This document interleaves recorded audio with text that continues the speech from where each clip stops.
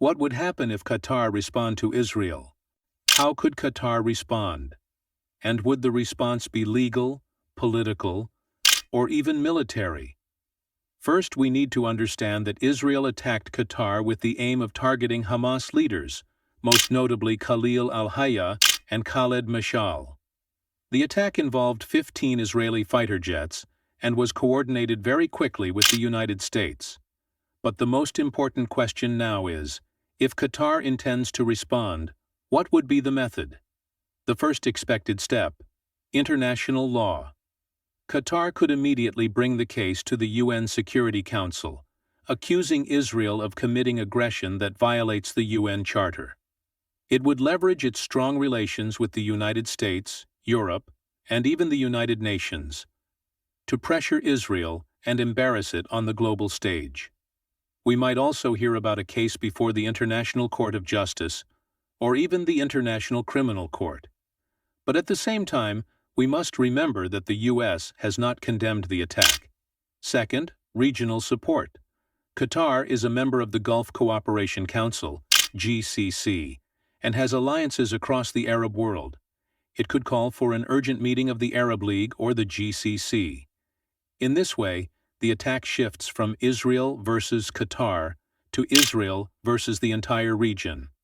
The result? Israel faces greater political isolation. But the most dangerous question remains: could Qatar respond militarily? Qatar possesses advanced defensive capabilities, such as air defense systems and modern fighter jets like the F-15 and Typhoon Eurofighter.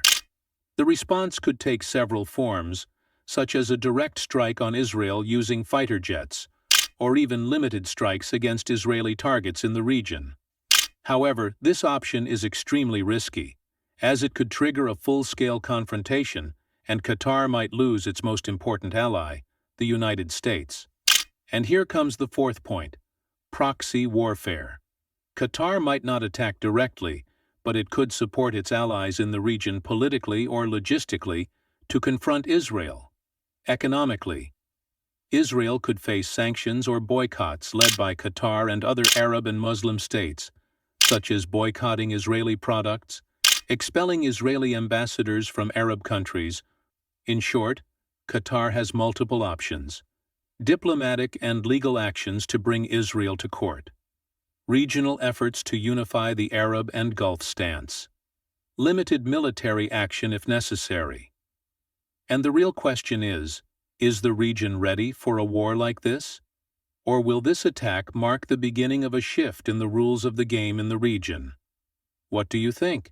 If you were a decision-maker in Qatar, how would you respond to this aggression? Share your thoughts in the comments. And don't forget to subscribe to the channel so we can continue our next analysis.